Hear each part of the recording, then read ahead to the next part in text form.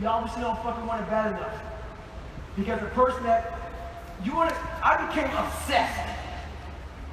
I became obsessed with being the baddest motherfucker that God ever created. Am I that? I don't care. I believe it. And I was trying to tell him, once you become obsessed with something, obsessed, it's okay to be unbalanced for a while. It's okay. Don't be all this stuff people say, you gotta be balanced. To be the best in the world at what you do. It's not about being a Navy SEAL, people. The best at what you do, you have to be unbalanced to find every bit of fucking energy and strength that you have to pull it off. Then you get balanced once you become great. And then you help other people become better. And you be the best in the world. So if everybody understands, why are you so daggone crazy? Because I'm trying to be the best I can to give you the best that I am.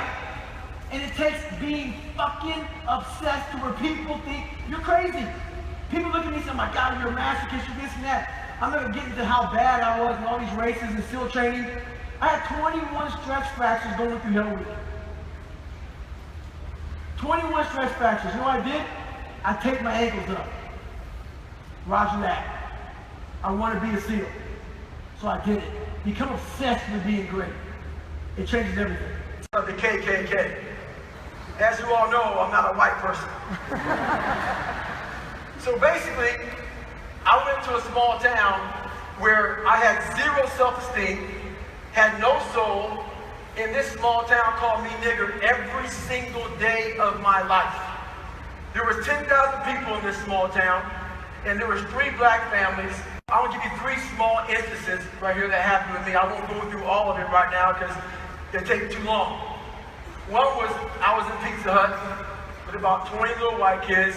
This father came in, I was sitting by his daughter, and he came in front of all of Pizza Hut and said, if I ever see you sitting by this nigger again, I'll kill you. That was one instance. The next instance was at 16 years old. I got my first car, and the kid sprayed, nigger, we're gonna kill you on it. So the very last instance that really changed my life was I was in Spanish class, and at this time, my mom was working 3 jobs. We lived in a $7 a month place, government subsidized apartment, and we lived on food stamps, and that's kind of how we came up. So here I am, I hardly went to school. I cheated on every single test because when I was growing up, my dad owned a skating rink. And I started working that skating rink. And we didn't go to school. So in high school, I had a 4th grade reading level. So here I am, didn't go to school, would get beat up in school, but this instance right here really changed my life. I had a Spanish notebook, kept it in Spanish class. I walk in, I get it, I look at it, on the front of it had a noose with me hanging from a tree. Nigger, we're gonna kill you. I took that Spanish notebook, left class, went to my principal, showed it to my principal, and the best advice I got in the whole time living in Brazil, Indiana, was they spelled nigger Niger. That's when you really fucking realize you're on your own. So, my mom wasn't really around to handle these situations. She was the best mom on the planet for me because she worked her ass off, did what she could. She finally moved to Indianapolis, Indiana, where I finally am starting to get a little bit of, mentorship. She meets this guy. This guy was my mentor. The story continues to get bad. I come home from basketball practice. I walk in the garage. What do I see? I see a bunch of blood under a car. This guy got shot 5 times in his chest and 1 in his head. So my whole life, what I'm trying to do is build up a story for you all. To realize we all have these excuses. And I'm trying to set a picture for you. How in the world do I end up on this stage today? So far, you've heard some of my little bit of my story. I was bullied my whole life, called every daggone name in the book. No mentorship, no father, my mom wasn't around, and this was my life, no education. So I decided to join the military. Trying to join the military, okay, like to get this bad one right here. This is what happens when you graduate 213 out of 214 in high school. You can't work with that daggone clicker. Okay, here we go. Some health issues there, sickle cell. We'll get to the 106 pounds of loss in 2 months. We'll get to all that stuff here in a second. 2 hour surgeries, 53 diagnosed conditions. So we'll get to all that in a second. So here I am. I get out of high school and I want to join the military. So I want to be Air Force pararescueman. Just to give you a little history about that, Air Force pararescueman, we jump out of airplanes and we save down pilots, okay? That's our job. I had no idea that special operations only have 1% African American, okay? So I'll get to this in a second. I was the 36th African American to become a Navy SEAL in 70 years. Sometimes you might have a Chips Ahoy. Sometimes you might have a Old Recipe cookie. You never know. It's just in there. My cookie jar has every single failure and success of my life. Something I overcame. So what happens in the time of life when you're stressed out and things get bad, even the hardest guy in the world, me, everybody thinks that I think I'm the hardest guy in the world. You gotta believe that. You gotta believe you are something. I will, in my mind, reach into my cookie jar, and sometimes you forget how hard you are at times of need. Because you're stressed. But you forget, I'm a fucking Navy SEAL, I'm a Ranger, I'm this and that. But you forget all that because your life sucks. I calm down, take that 1 second, get control of my life, reach in the cookie jar. Why you got called nigger your whole life, and you're now the only person in history who did this and this. Put it back in the cookie jar, reset my mind. You have to remind yourself of how badass you really are when time will get you. That's the fucking cookie. You can't give to somebody. And how I say that is this. There's a bunch of books out here that people read. Theory. It's all fucking theory. How to do this, how to lose weight, how to run faster, how to be better at this, how to be better at that. It's all theory.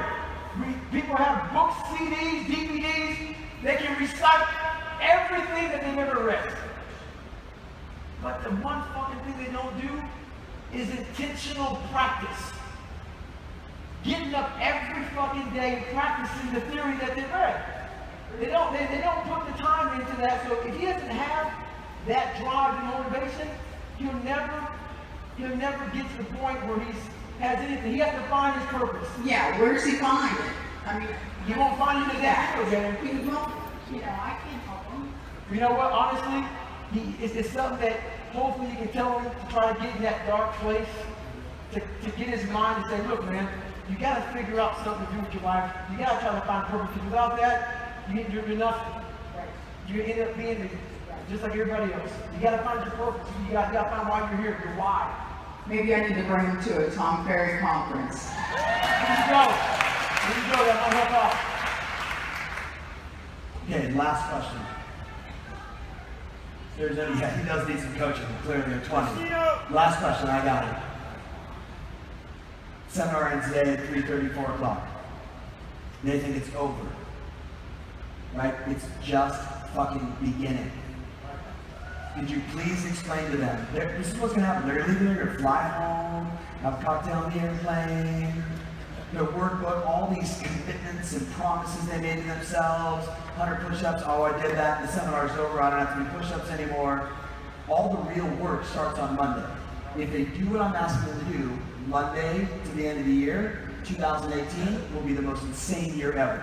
But the battle of the August, September, October, November, December, when it's the holidays, could you please give them some self-talk around what they need to be doing every day to get off their ass and just do their fucking plan? Well, the big thing for me was you also outweigh 300 pounds. And you have to build up an accountability in yourself. Is that, are you doing enough?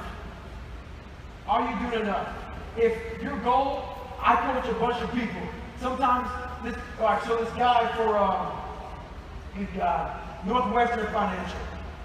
Their whole big thing is if you have 40 meetings or 40 calls a day, that means you have no meetings. That's like their max thing. It's some crap like that. I said, no, fuck that. We're gonna do 100 fucking calls a day, and we're also gonna have 7 meetings a day.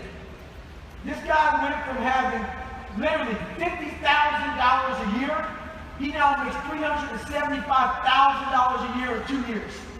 You gotta leave what you think is okay behind. It's not okay to wait till tomorrow. Tomorrow's never gonna come. It's about what you do now and how you move forward. And you have to hold yourself accountable.